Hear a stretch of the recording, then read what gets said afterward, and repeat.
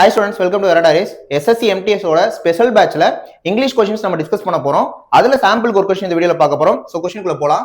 Choose the sentence that uses a homonym of the underlined word. இந்த homonymல இருந்து recent timesல SSCல நிறைய கேள்வி கேட்டுட்டு இருக்காங்க. அப்ப ஃபர்ஸ்ட் homonymனா என்ன அப்படினு ஜஸ்ட் ஒரு ஐடியா கொடுத்துறேன்.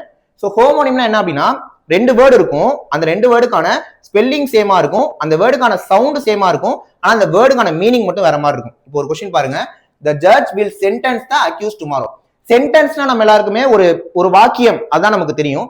பட் இவங்க இங்க மீன் பண்ற சென்டென்ஸ்னா அது வந்து ஒரு தீர்ப்பு அப்படிங்கிறது. ஓகே, அப்ப அந்த தீர்ப்புங்கிற வார்த்தையை இங்க மீன் பண்ணிருக்காங்க. இந்த 4 ஆப்ஷன்ல எதெல்லாம் தீர்ப்பு மீன் பண்ணிருக்காங்கிறத முதல்ல ஃபைண்ட் பண்ணலாம். He received a 10 year sentence for the crime. இதுவும் அந்த தீர்ப்பை தான் மென்ஷன் பண்றாங்க. The lawyer different the sentence early அப்படின்றதும் தீர்ப்பை தான் மீன் பண்றாங்க. The courtroom will silent during the sentence தீர்ப்பை தான் மீன் பண்றாங்க. ஆனா இங்க பாருங்க, she wrote a beautiful sentence in her diary.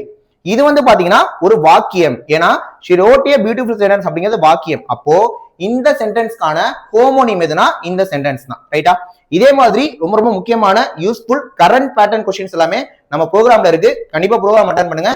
டெஃபினட்டா அது உங்களுக்கு யூஸ்ஃபுல்லா இருக்கும். ப்ரோக்ராம்ல மீட் பண்ணலாம். தேங்க்யூ.